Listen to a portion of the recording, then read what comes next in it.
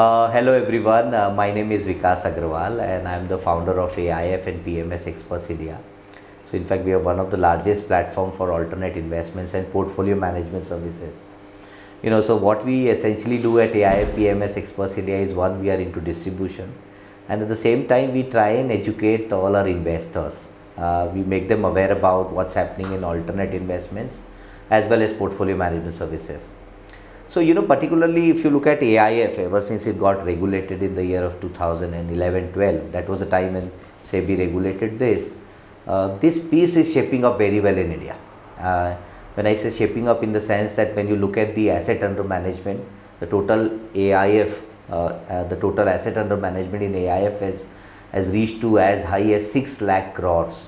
To my mind, this is growing significantly in India, and there are reasons for it, in the sense that when you look at last 5-6 years of the journey, you realize that there are a lot of innovative products which are coming up, which is basically sort of catering the need of the ultra HNIs and HNI investors.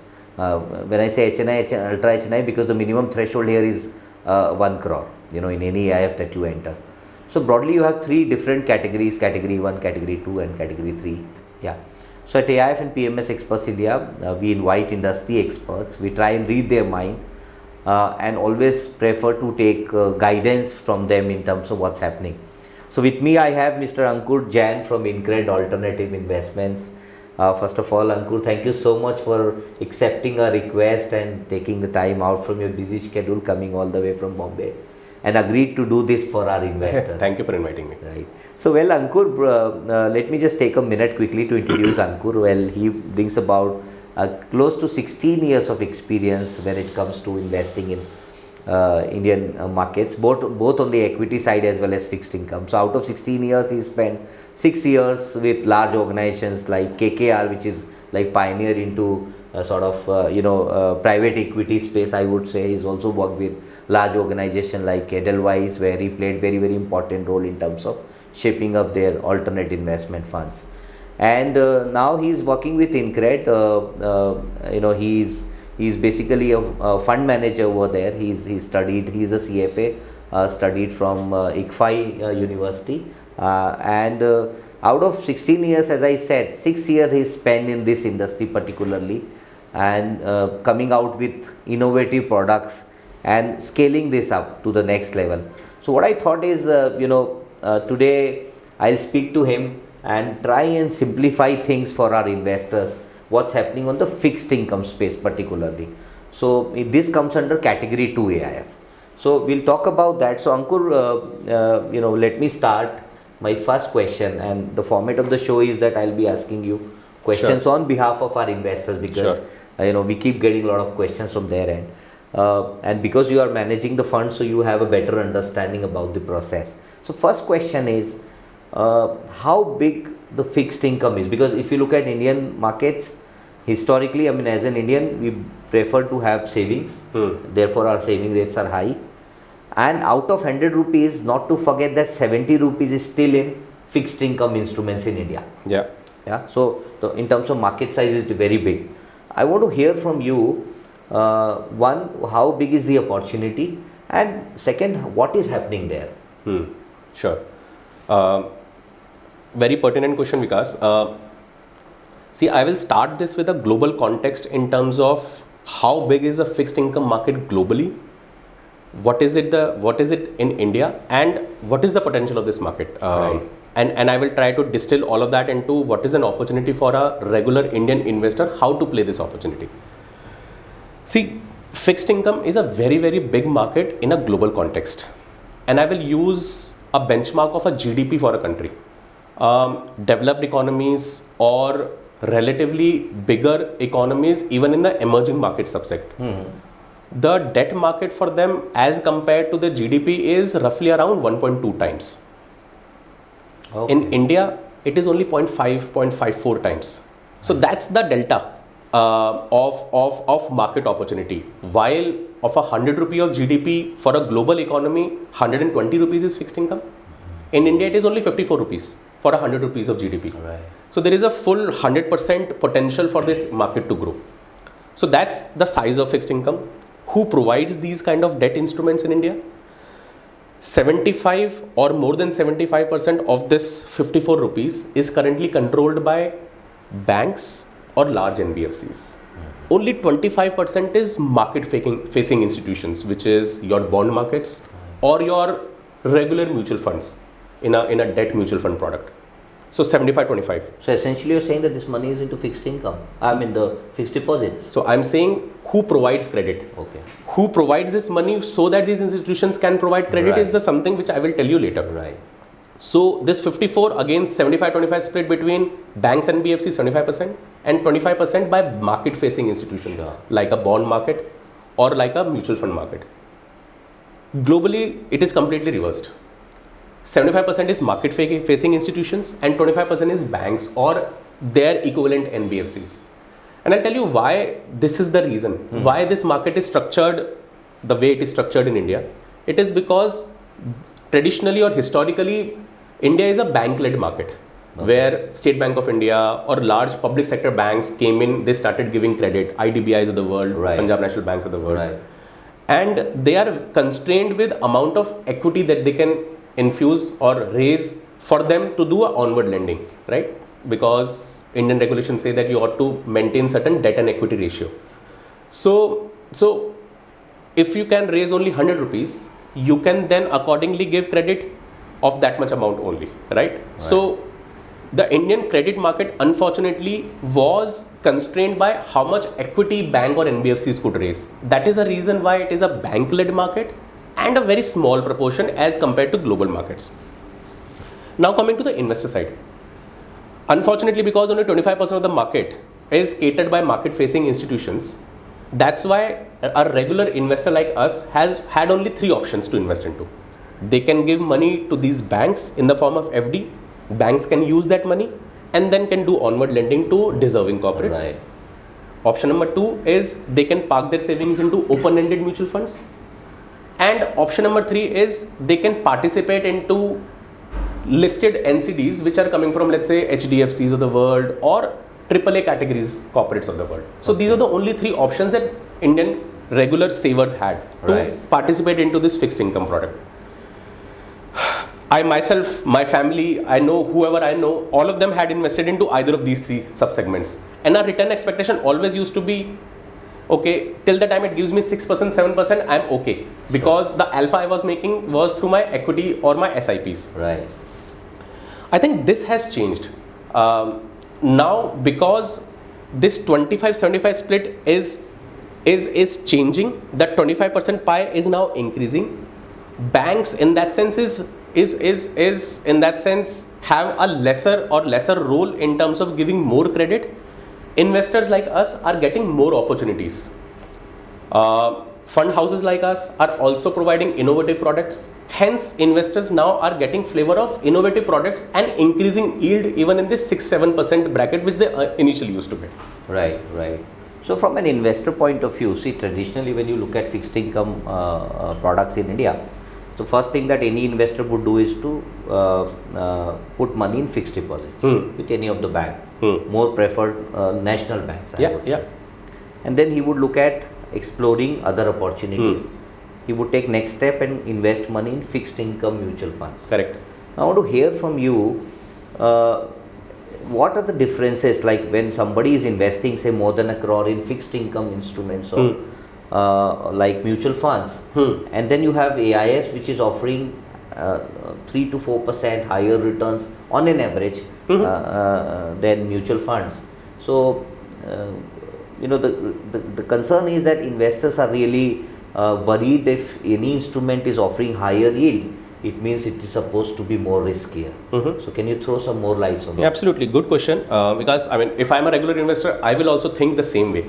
If I have to invest my own parents' money, I will also think, where should I park that money? Should I park this into a fixed income product or a FD which is provided by a bank, or should I explore some portfolio diversification into relatively riskier assets, Right. which AIF is perceived to have?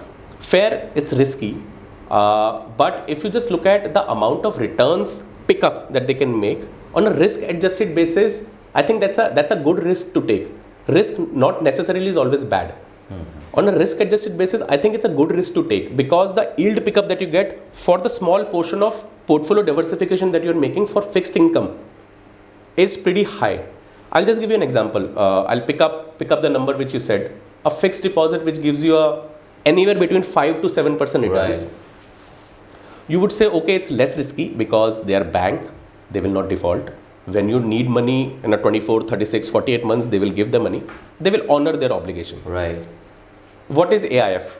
AIF is a portfolio which an educated, a skilled portfolio manager has created for you, which does not have single investment. It has maybe 10, maybe 50 investments, underlying investments, and all of them aggregate are giving you on an average 300, 400 basis points more return. Right. What is the risk that you have added? Yes, what you have added is a risk of not giving money to a bank, but giving money to a corporate through this portfolio. But you're not giving money to one corporate. You're given money to anywhere between 10 to 50 portfolio companies, right? So what is the probability that all 50 will default? What is the probability that 10 out of the 50 will default? I think probability is very, very low. Right. So from an investor perspective, I would say if someone think about what is the extra risk that they're taking, I think the unit of risk that they're taking for the 300, 400 basis points more return is minuscule, and it's a good risk to have. I think the data is in front of us, as Vikas was saying. The category of AIF has grown tremendously. 6 lakh crore. Mutual fund industry AUM is 40 lakh crores. Right. And it's been there for last 20 years. Versus this category is really coming into being in last 4 or 5 years. Right. And still against 40 lakhs, they have already reached 6 lakhs and growing by 30-40% every year. So I think this is something which investors have started understanding. Educated financial advisors who eventually give advice to their investors are understanding, and hence there is an acceptability which is increasing. So I would say, don't look at only risk, don't look at only return, just think about risk adjusted return. You will think that the equation is beneficial for the investor to invest into this category. Right. So there are a couple of questions from on behalf of our investor that I'm asking you. So, why should an investor think about investing into fixed income when they already have such diverse option for investing on the equity side? Yeah. And equity cult is shaping up very well in India. Like you saw, we had 3.5 crores of Demat account before COVID, and today we have more than 11 crores of Demat account. So that number clearly indicates that equity cult is the beginning of era where it is becoming more of equity culture. Anybody is looking at investing in equities. So what is your take on that? See, because I don't think so that any investor should think about debt versus equity. I think everyone from their portfolio perspective, I do it for myself, I do it for my parents, I do it or advice to whoever friend asks me for an advice. Everyone should think about their portfolio construction from a debt and equity perspective. No one is saying if your risk profile finally suggests you ought to have a 70-30 equity debt mix, you should change that. I think for the 30% portfolio allocation which your risk profile suggests should be investing into fixed income, I think there are many options which you should be exploring. So this argument, the way I would answer this argument is only for the 30% of your portfolio allocation which ought to go into fixed income, you should explore these AIFs as an option. For the 70% equity allocation that you have, don't change that, because that is basis your risk profile. Right. That is basis your life needs. Right. There you can think about regular mutual funds or AIFs or PMS on the equity side. But on the 30% the debt or fixed income allocation, there you should diversify away from our vanilla fixed deposit offered by a bank to these AIFs, because these AIFs actually give you a better risk adjusted return, which I just said. Right. But where the concern is, we saw during 2018-19 times, when of course the demon happened and there were a couple of other reforms undertaken by Modi government in terms of RERA implementation, GST implementation. That was a time when your economy was, I would say, hospitalized to large extent. But at the same time, we saw major defaults happening. People lost money in DHFL. There were many incidents. I don't want to talk about that. Now that is where investors are little concerned, because in fixed income, once the money is gone, it is gone forever, unlike equity where there are possibility that it can bounce back. So when you manage the portfolio, how do you handle this situation, this kind of scenario? It's a very good question, Vikas. So I personally had all my life savings into Yes Bank, and Yes Bank froze one day. So I know when your liquidity is stopped, equity markets don't stop, right? I mean, you have a trigger, you can sell and generate liquidity. Yes. But into fixed income, yes, in a way, illiquidity matters, or illiquidity is one of the factor for an investor. So I can totally understand where this question comes from and why investors should think about it. Right. See, unlike equity, where you're always thinking about return maximization, in a debt investing, you should always think about risk, because as you said, returns are capped. If I have given loan to a company, if I'm earning 14% rate of interest, that company becomes a $100 million company or a $100 trillion company. I'm going to make only that 14% return. My fortunes are not linked to how much company is growing. Right. So if my returns are capped, I should be very worried about if that return does not come to me.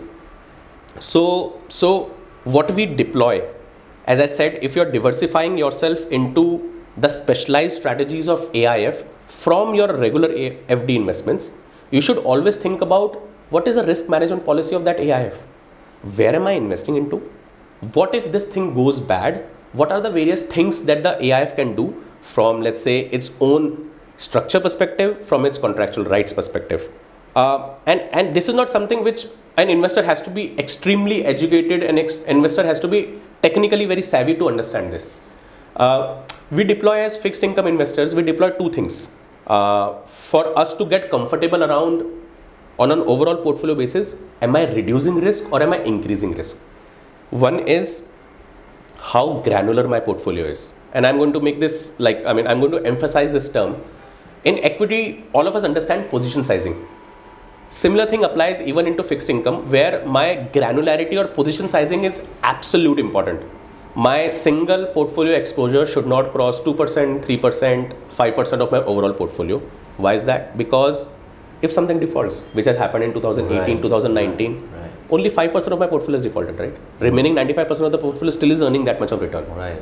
That is point number one. Point number two is, why should I even lose money in that 5%? I'm a debt holder, right? I'm not an equity where if equity value goes up and down, my portfolio should go up and down. I should be getting my returns. So what we also as a fixed income investors do is, we take regular interest or cash flows. It's a fixed income product, right? So in your FD, you get monthly interest. Right. Similar should be here even in this kind of a category of investing. So every month we take amortizations or principal repayments, and every month we take coupon payments. So as a result of which, what happens is 6 months or 12 months into your portfolio, probably you have already realized 40% of your position back.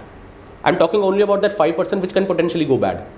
So a combination of position sizing of a very small percentage, like a single deal should not cross X percentage of portfolio, and even that deal is giving you monthly coupons, which means at the time that default happens or a credit event happens, my single deal has become so meaningless into my portfolio that on a portfolio basis, my IRR does not get impacted significantly. So I think these are the two things which we as fixed income investors do a lot to safeguard investor interest into the fund. And I think people should realize this is exactly what had happened in Franklin Templeton. Yeah. If someone had invested into DHFL bond or ILFS bond, and I'm taking specific names just because they are in public domain. Right. So some of these big large NBFCs who defaulted, investors who had exposure only in those bonds, they got hit. Versus the same investor who had invested into Franklin Templeton mutual fund, underlying 1 or 2, 3 portfolio companies defaulted, but still on a portfolio level, investors got their full money back and some returns also back. So that's a power of a portfolio versus, let's say, single name exposure. Right. So one of the disclaimer here is that whatever company names that we are taking is just for the example purpose, and it's not an advice for you all to invest. In fact, AIF is supposed to be a private placement. So please consult our team, before you take any decision on that. Now coming back to a couple of more questions quickly. There was there were industry experts who were in, I remember in 2001-2 time, they were saying that it's going to be a big bull run in equity markets. Yeah. I am getting the similar feedback from some of the large portfolio managers on the fixed income, that they are saying that this is the time for fixed income. And it's a new beginning, new era where fixed income is likely to become very large and investors are likely to get more benefits. Yeah.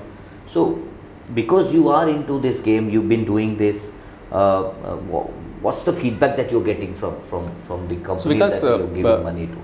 Absolutely same feeling that even I have personally as a professional who is participating in this market. What in 2002 was for equity markets in this country is what 2023 is for fixed income investing in this country now. The reasons for that. Innovation is happening into this industry. No longer regular investor only has fixed deposits or some listed NCDs as an investment option. They can now explore AIFs, specialized portfolio or private pools of capital for investing. No longer they are only constrained by open-ended mutual funds for them to park their money. They can do these closed-ended AIFs to invest into. So product innovation is one reason why this industry is set to become very, very big. Second is, I think the entire ecosystem of this debt investing is improving and maturing. Because see, what as a lender I am most concerned about? My money. What as a lender, as a result, I should be most concerned about is what are my contractual rights. I think starting 2016, the way Indian judiciary and legal system has improved specifically for lenders, I think this gives me as an investor a strong, solid conviction that if I lend my money to someone, I have a wherewithal to recover that money in situations where that borrower is facing some stress. So this entire ecosystem is strengthening, because of which we feel confident that we should advise our investors or clients to invest into these strategies. Point number 2. Point number 3 is the participants are becoming savvy. 5 years, 7 years, 10 years back, if I were to lend, I ought to be owning a NBFC or I ought to be becoming a bank. Then only I can lend. Right. I'll be lending alongside a State Bank of India or a PSU bank. Now, foreign investors are coming. AIFs like us are coming. So sophisticated financial investors are coming. 2 or 3 of such sophisticated investors can actually give loan to a company. All of us knows how contract works. All of us know how we should be negotiating a contract or a covenant with a company. How should we be tracking it? How should we be doing a diligence on the company? So this entire ecosystem is in that sense becoming savvy. Combination of all of that is a benefit to the investor, for a regular investor, because now they see a lot of new ideas which are coming, lot of different sub asset classes or strategies which are getting created by fund houses. Right. So you are saying that markets are opening up. I mean, good number of players have entered already, and therefore we see a lot of opportunities in the fixed income. Excellent. So now coming back to this question, so in AIF category 2, you have fixed income instruments, and you have some open-ended funds and you have some closed-ended funds. Correct. So as an investor, what should I choose? See, again, I would disclaim the answer which I am going to give by that you should be taking independent advice from your financial advisor, because every client would have a unique need. The biggest difference between a regular options that an investor possesses currently versus an AIF is that the regular options are open-ended in that sense. So you give money.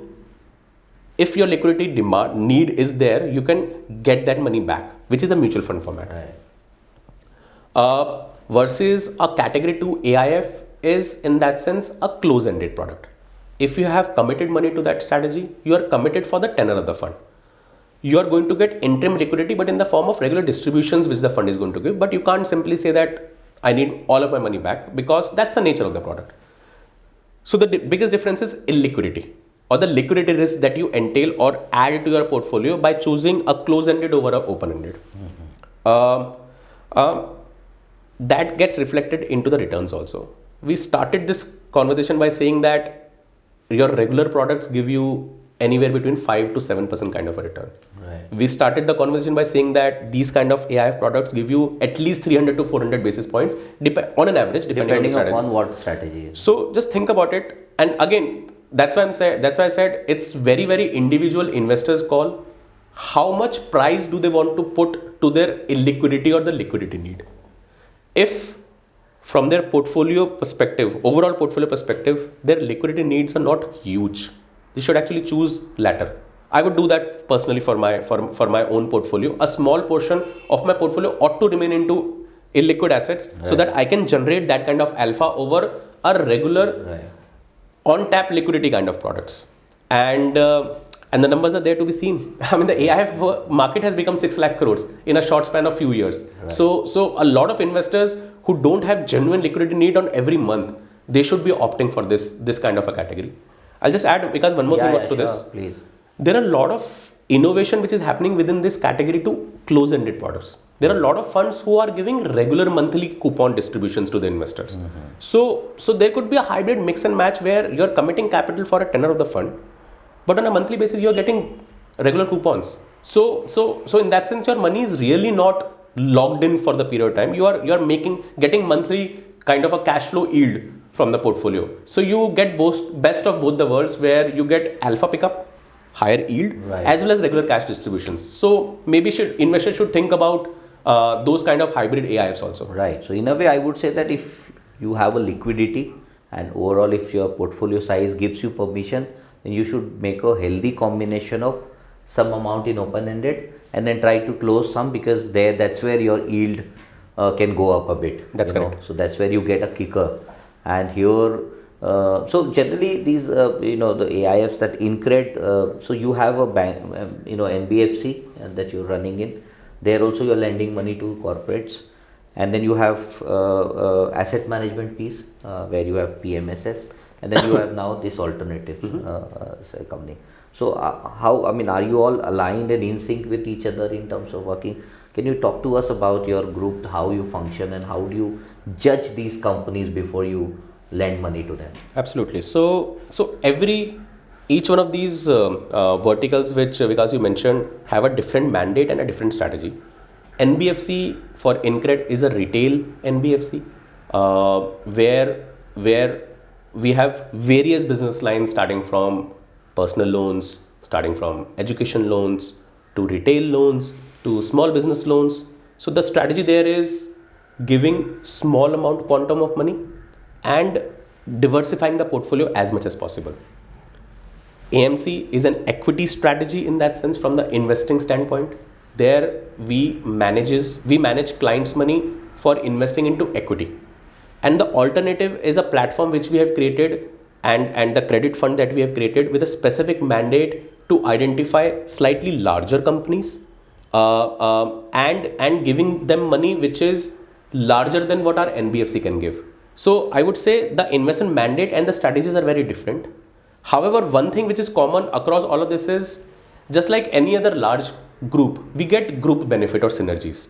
Considering we have our businesses into various activities, we get a lot of, let's say, ecosystem benefit arising. So a credit fund can basically get a benefit because my NBFC might be in touch with that borrower. They would have been giving them some other kind of financing, so I can get a credit check from them. Similarly, my AMC might be invested into some of the equity of that company or that industry. And I can definitely get their views around how this industry is shaping up, what is their view on that specific industry.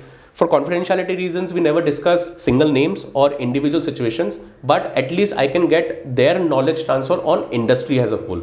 So I would say we get benefit or synergy out of the entire ecosystem that InCred has. Right. Now, why am I asking this question is, so you... is there a situation that you have come across where you saw that your NBFC is already given money to few companies and then the similar sort of proposal would have come to you? How do you deal with that? Absolutely. We deal with that situation fairly regularly. And I think it's more of a conflict point in terms of how do you decide what is the right thing to do. I think there is a very easy way out of this is on the NBFC we have proprietary capital versus in a fund we have fiduciary responsibility. we never deal in a situation where someone has given money over the other. What I meant to say is, if NBFC has an exposure, if the same proposal or the same corporate come to us in the fund and say, I also need money, my money, if my fund likes that deal, my money should not repay my NBFC. Right. Point number one. Point number two is securities can't be different. That's exactly the point which I wanted to ask. And securities cannot be different. If NBFC has a specific security, fund cannot have a superior or a inferior security. Right. They should be pari passu in nature. That's a two-way in terms of you can manage or avoid conflict. But I don't think so that it's fair on that corporate to say that my NBFC is lent, fund should not be looking at it, because that's not fair on the fund's investors also. If that opportunity is good, why should not? Why should the client should not get exposed to that company? Right. But we manage the conflict by saying that repayment should not happen with each other's money, and second, the security cannot be different. Right. If these two things are managed, then I mean it's an independent risk reward call that both these platforms are taking. Right. I also wanted to ask about your promoters. So they bring a lot of credibility when it comes to their overall experience and legacy they've created. So what I wanted to ask you is, what is their involvement? Are they involved in these businesses that you all run, or they've just given money and then given complete empowerment to each of the departments to run the way they want to run? Can you throw some more light? Absolutely. Yeah. So I'll take specific examples of two of our co-founders, Bhupinder Singh, who is a group CEO, and Saurabh Chalaria, who heads one of the large component of our NBFC. Ankur, what I wanted to know is, your promoter brings about more than 50 years of experience put together. A well-known name in the industry. What are their roles in the organization? Like, are they fully involved in the business in terms of taking day-to-day decisions? Or they are they've come as an investor and give them empowerment to each of the HODs, and then they in turn run the business. So how is it? Sure.